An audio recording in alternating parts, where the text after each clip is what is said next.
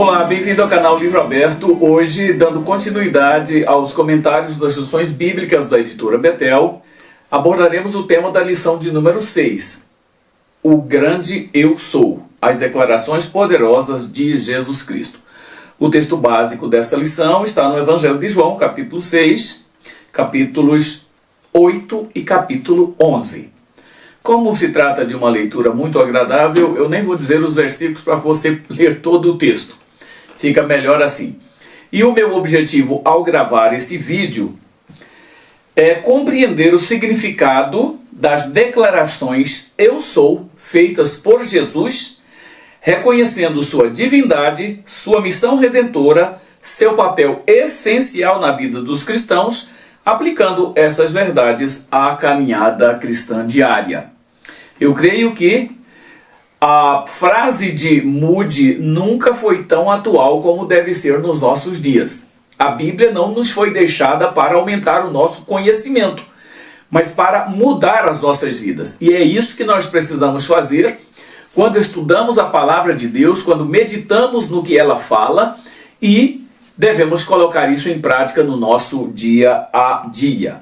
Note que Jesus ele não veio só para ensinar ou para fazer milagres ou para se manifestar simplesmente àqueles que se encontravam com ele.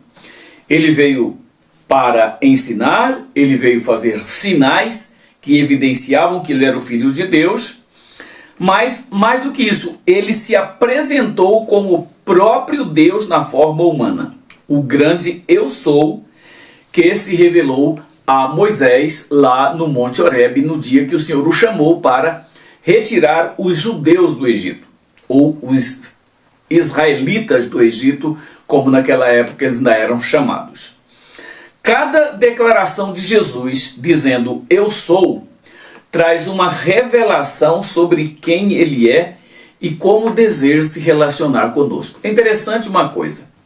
No Antigo Testamento, Deus começa se revelando de uma forma assim, muito nítida, mas bem simples. E à medida que essa relação dele com a humanidade vai se tornando mais avançada, progredindo, ele vai mudando os seus nomes. E nós temos no Antigo Testamento vários nomes que são atribuídos a Deus, como Jeová Rafá, Jeová Jireh, Jeová Nissi, Jeová Shalom e tantos outros. Cada nome que era dado a si mesmo por Deus no Antigo Testamento significava um passo a mais na revelação dele para a humanidade. Quando no Evangelho de João Jesus declara-se Eu Sou, ele também, a cada Eu Sou que ele se revela, que ele mostra, ele está ampliando o leque de informações a respeito dele que nós precisamos tomar conhecimento. Então vale a pena você prestar atenção nisso. Hoje nessa lição nós veremos como não são apenas teológicas, mas profundamente práticas para a nossa fé e a nossa vida diária. Ao ler a palavra do Senhor no Evangelho de João, pelo menos quando o Senhor se diz Eu Sou, nós precisamos refletir sobre o que está vindo na sequência. E é muito importante isso. As afirmações de Jesus no Evangelho de João são interessantes, porque ele utiliza a expressão Eu Sou repetidamente. Em diversos lugares ele vai repetir essa mesma frase, Eu Sou. E isso ecoa como a revelação que Deus deu de si mesmo no Novo Testamento. Ele não só fala de Deus, mas Jesus é o próprio Deus que se manifestou, que tomou forma humana, que viveu entre nós, passando pelas mesmas dificuldades que nós passamos, mas ele faz questão de se revelar como Deus. Jesus se revela, além de ser o Deus esperado, o Deus que deveria vir, ele se revela como Messias.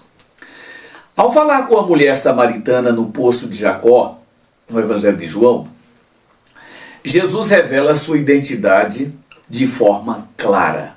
Eu sou eu que falo contigo. Quando aquela mulher começou a argumentar a respeito de quem era Jesus, como ele seria, Jesus então fala para isso. E essa frase evidencia que Jesus tinha consciência de sua messianidade, ou seja, da sua missão aqui na terra enquanto um ser humano que ele era. Então nós precisamos entender isso. E o uso desse predicado eu sou, Jesus se apresenta, veja, como pão, como luz, como porta, como pastor, como caminho, como verdade, como vida e como videira. 8, portanto, são as etapas que ele vai utilizando para se revelar na medida que ele vai pronunciando. Então é bem interessante você prestar atenção nisso.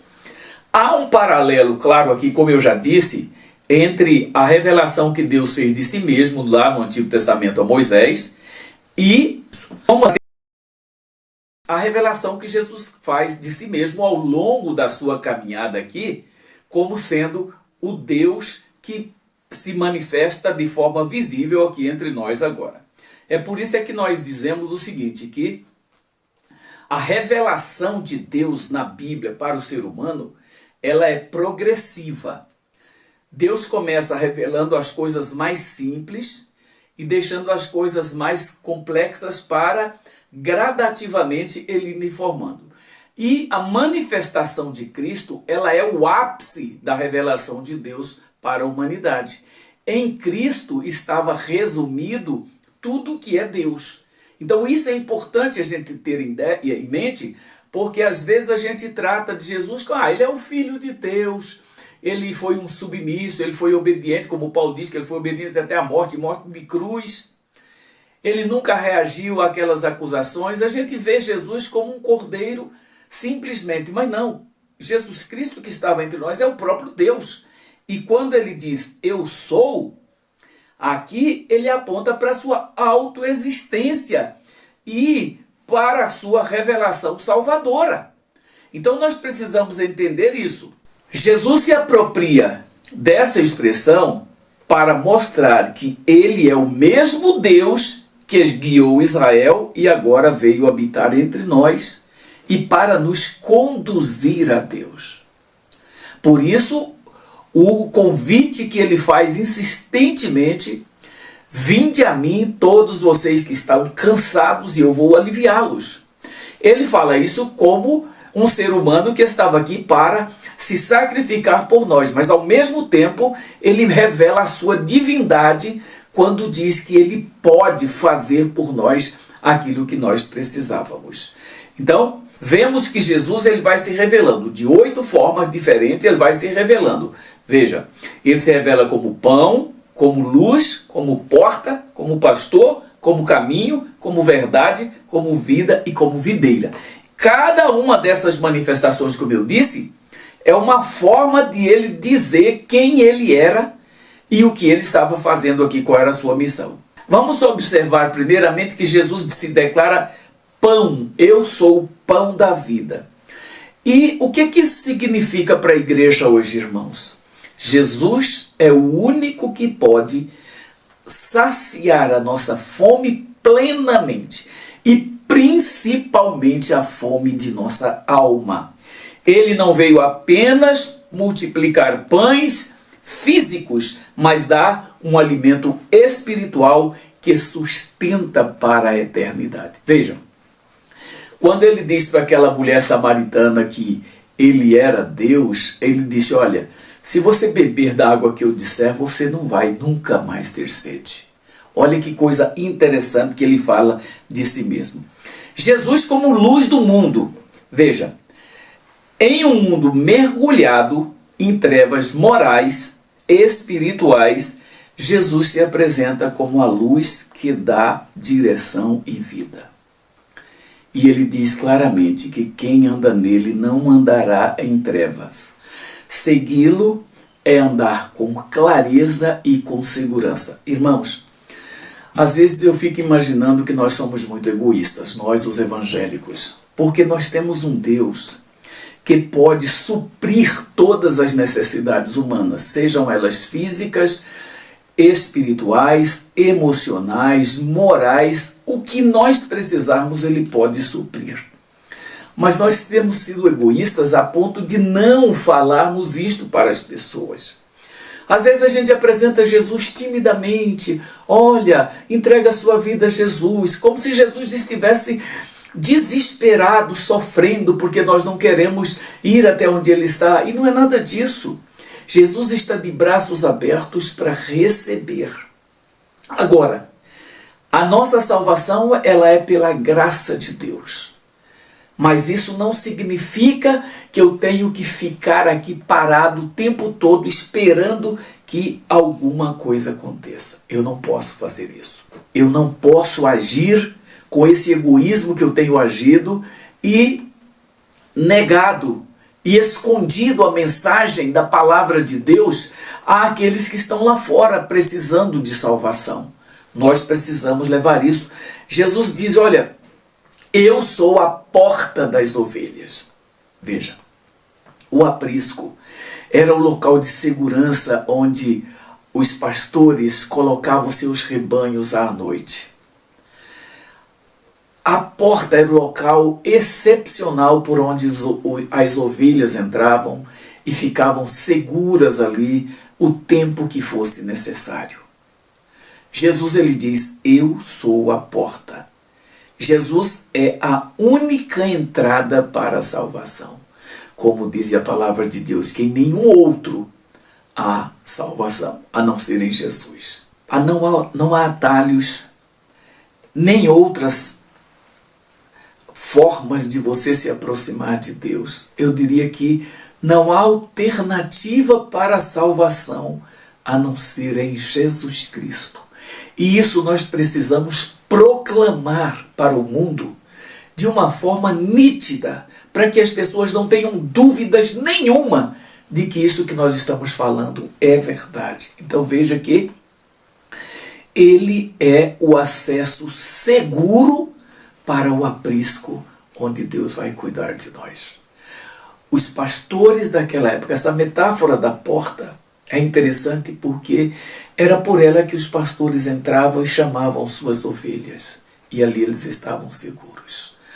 Portanto, como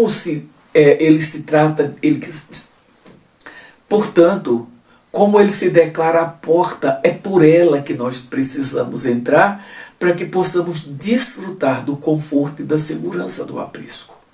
É isso que nós precisamos. Mais uma vez vou repetir o que ele diz no Evangelho de Mateus, no capítulo 11. Vinde a mim, todos que estão cansados, e eu vos aliviarei. Então isso é relevante. É sobre essa proposta que nós precisamos falar com as pessoas que estão lá fora e com aqueles que estão do nosso lado também. Agora, Jesus não se declara só como luz, ele não se declara só como porta, ele se declara como algo mais ainda completo. Veja, como eu disse, cada vez que ele dizia uma frase dizendo eu sou, ele estava revelando-se a si mesmo de forma mais clara, mais completa, mais ampla, a fim de que nós o conhecêssemos plenamente. Jesus, ele se apresenta como ressurreição, como caminho e como videira. Isso vale a pena a gente entender, sabe por quê, irmãos? Veja, ele disse que era a ressurreição e a vida no sepultamento de Lázaro. Veja, mediante a morte, Jesus tem a última palavra. A morte não é um fim em si mesmo, mas para aquele que crê, ela é um degrau a mais que ele sobe. Com a sua ressurreição, ele garante a vida eterna a todos os que o seguem. Portanto, quando Jesus se declara luz, porta, quando ele se declara ressurreição, quando ele se declara pão, ele está nos dando a conhecer quem é ele mesmo. E isso nós não podemos de forma nenhuma negar. As Escrituras dizem que ele é o caminho, a verdade e a vida. Olha só, Cristo não é um dos caminhos. Como se dizem aí fora, né, que todos os caminhos levam a Roma. Não.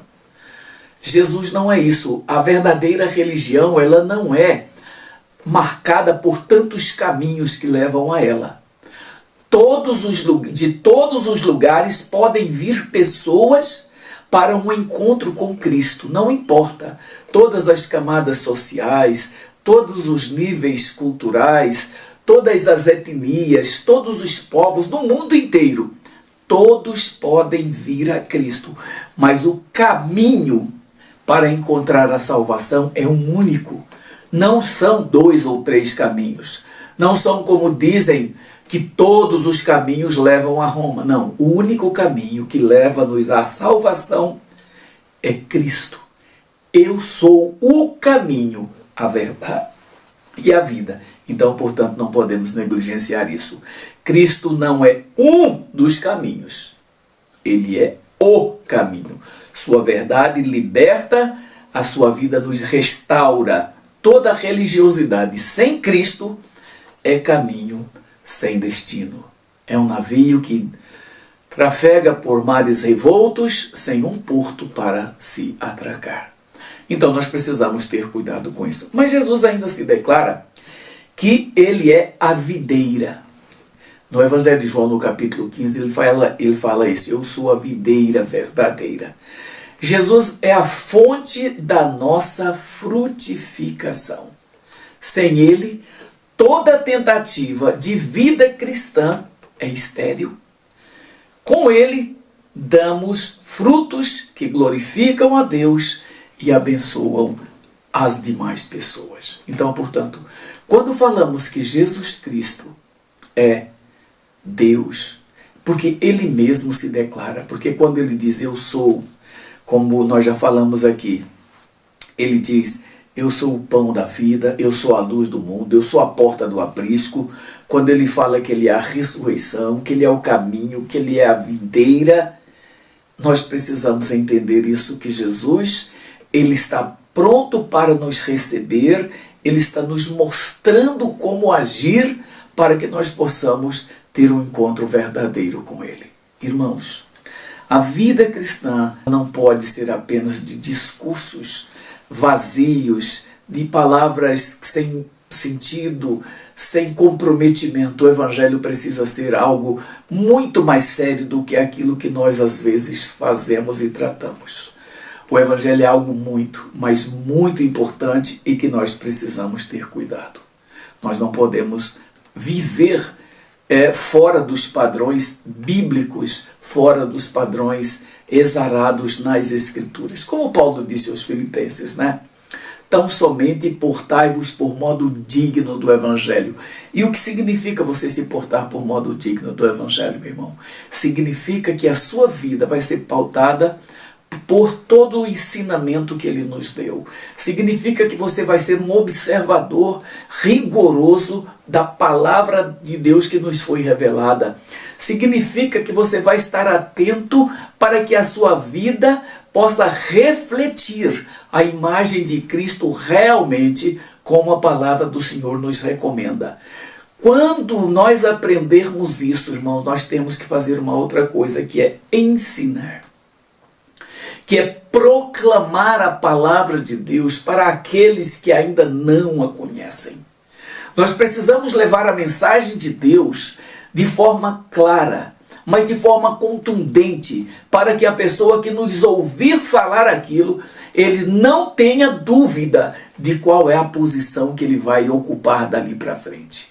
As pessoas podem até não aceitar Jesus ou não se converterem quando pregarmos, mas uma coisa tem que ficar clara: a partir do momento em que você pregou a palavra de Deus para alguém, essa pessoa precisa ter consciência de que a responsabilidade pelo seu destino eterno é dela e somente dela.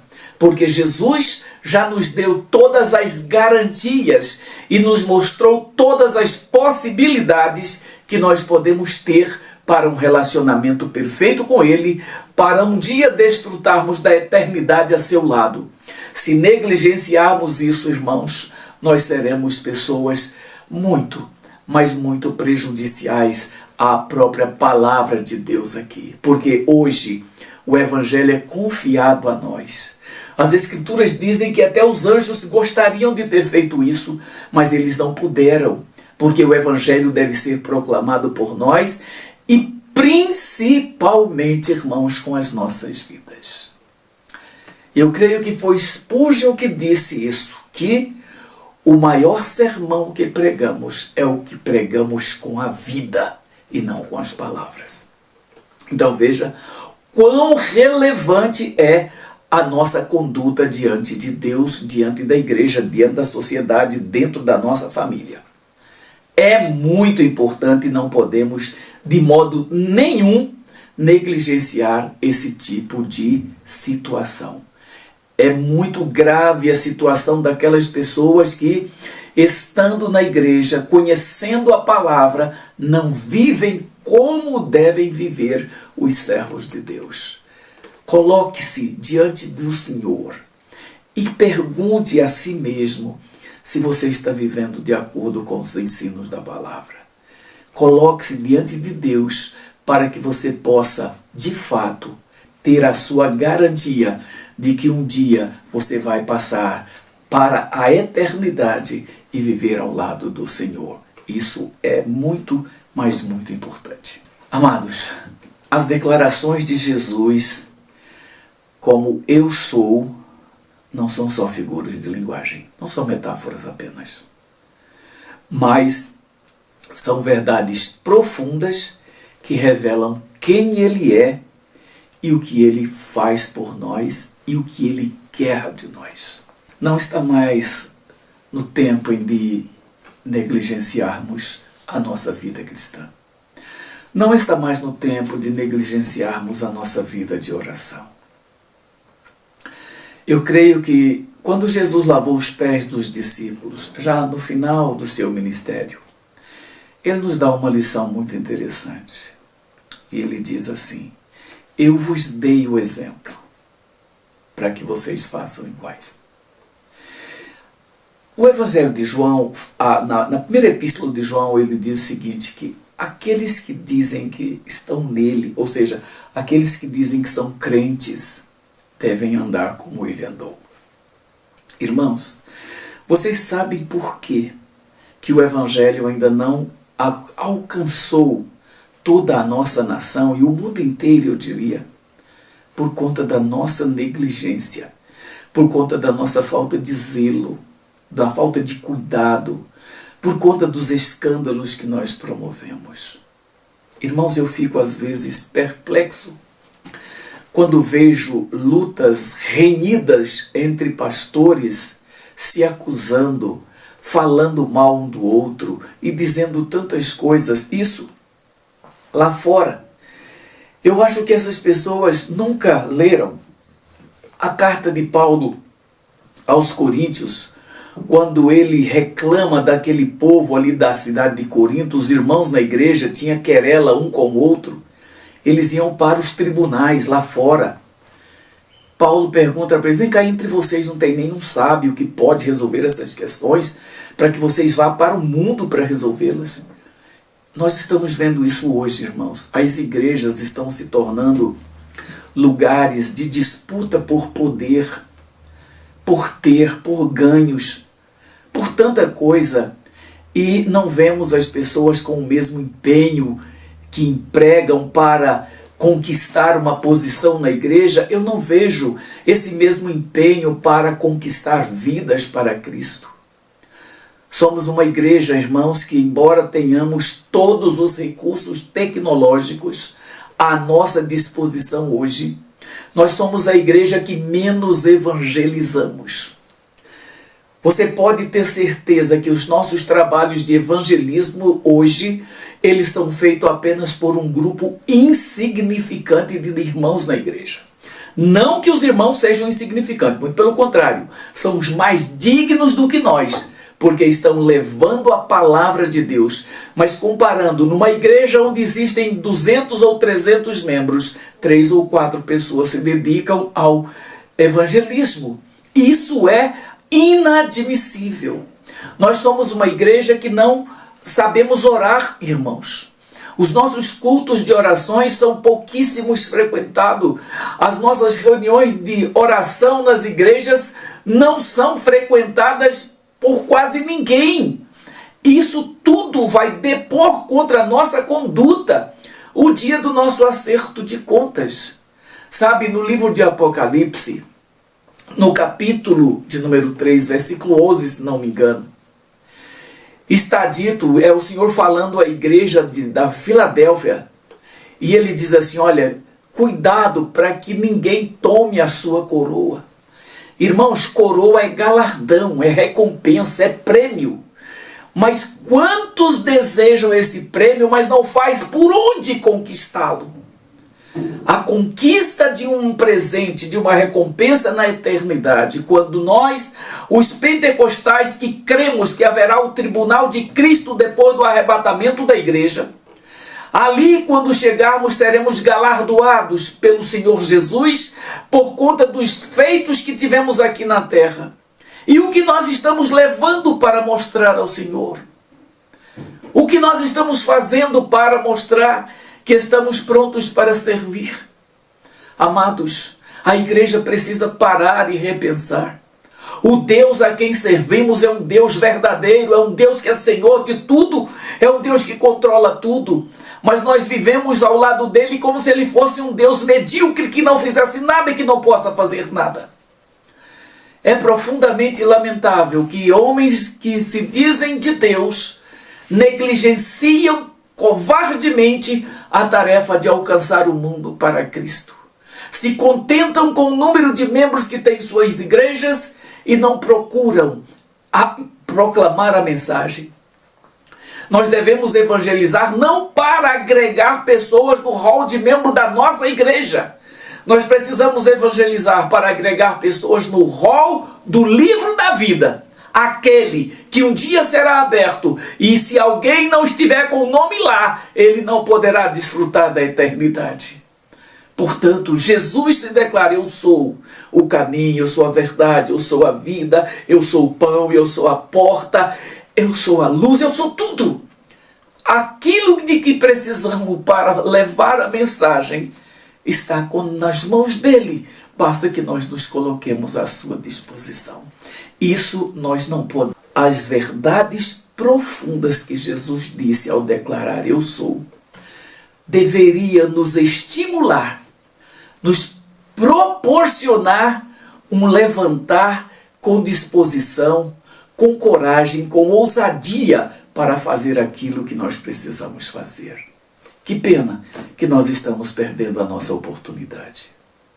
O Senhor Jesus, se declarando eu sou, ele é suficiente para salvar, para sustentar, para restaurar, para conduzir e para transformar. Irmãos, o Senhor pode transformar o mais perdido pecador num santo dele. Ele pode restaurar vidas que estão quebradas, que estão arrebentadas. Ele pode restaurar e dar tudo aquilo de que a pessoa precisa para ele poder avançar na vida cristã, avançar no seu ministério. Eu quero te chamar para uma reflexão aqui agora. O ano que vem, se Deus permitir, eu completarei 50 anos que sirvo ao Senhor. Fico feliz por isso, irmãos, porque é quase meio século já. Mas a pergunta que eu quero que nós reflitamos, não importa se você tem a mesma idade que eu de crente, ou se você tem mais tempo do que eu de crente, né? Talvez você tenha tido o privilégio de nascer num lar cristão. Isso é muito melhor do que eu, que fui para o evangelho já com a idade quase adulta já. Mas, irmãos, a pergunta que eu quero fazer é: temos vivido à luz dessas verdades que Cristo declara? Ou será que não estamos acreditando de verdade nisso? Será que estamos achando que isso é apenas uma retórica? Que isso é apenas algo que ficou registrado aí porque algumas pessoas queriam escrever isso? Irmãos, eu quero convidá-lo para que a gente se volte mais para Deus. Para que nós nos proponhamos a orar. Mas a orar todos os dias, não é uma vez por mês, não é uma vez por semana, mas todos os dias. Que nós possamos orar para que o Senhor nos reconduza para o trilho que Ele quer nos levar. Irmãos, nós precisamos fazer isso e fazer com urgência. Sabe por quê? Porque a igreja não está tendo cuidado e nós somos parte da igreja. Eu às vezes vejo pessoas dizendo assim, eu sou a igreja. Não, nós individualmente não somos igreja. Nós compomos a igreja, mas nós devemos fazer a nossa parte. Como um dos membros da igreja, nós precisamos fazer a nossa parte. Infelizmente, muitos líderes, infelizmente, muitos pastores não estão olhando para o lado que deve ser olhado pela responsabilidade maior que ele tem, porque eles ficam tão ocupados, irmãos, com a igreja. Como dizem alguns que se ocupam tanto com a obra de Deus que se esquece de servir ao próprio Deus. Eu creio que nós precisamos mudar o nosso foco. Qual é a nossa primeira necessidade? Qual é a nossa primeira missão aqui na terra, irmãos? A fundamental é adorar a Deus. Mas nós recebemos uma ordem e não podemos negligenciá-la. Ide por todo o mundo e pregai o Evangelho. Ensine e batize. A terceira coisa, irmãos, é viver de acordo com o Evangelho, como disse Paulo aos Filipenses, como eu já disse aqui. Então, para que esse vídeo não fique tão longo, eu vou partir agora para as aplicações. Eu queria que você atentasse para isso. Primeiro, irmãos, nós os pais devemos ensinar aos nossos filhos sobre a pessoa de Jesus. Os nossos filhos, desde a mais tenra idade, precisam saber que Jesus é Deus. Nós precisamos incutir isso na mente dos nossos filhos. Quando Moisés estava ensinando o povo no deserto, ele disse o seguinte: estas palavras que eu hoje te ordeno estarão no seu coração, e você vai inculcá-las nos teus filhos. Nós precisamos fazer isso, irmãos. Nós não podemos sair de cena da nossa geração e não deixar ninguém ocupando o nosso lugar. Eu às vezes ouço pessoas dizerem, fazendo comentários que têm até um certo fundamento e fazem sempre uma pergunta dizendo: que igreja nós vamos deixar para os nossos filhos? Eu quero mudar apenas um pequeno detalhe nessa pergunta. Eu quero fazê-la da seguinte forma: que filhos nós vamos deixar para a igreja que nós estamos servindo? Os nossos filhos, irmãos, precisam aprender conosco. Precisam ouvir de nós. Mas mais do que ouvir de nós, eles precisam ver em nós o Evangelho sendo praticado autenticamente. Ensinem seus filhos que Jesus não é uma ideia ou algo espiritual. Ele é o eu sou. Ele é aquele que disse: eu sou o pão da vida. Aquele que vem a mim não terá fome. Quem crê em mim nunca terá sede. Ele supre tudo. Sabe, irmãos, os nossos filhos hoje estão confiando nos nossos salários, nos nossos bens. Mas onde está a fé em Jesus de verdade na vida dos nossos filhos? Somente portai-vos por modo digno do Evangelho. É isso que nós precisamos.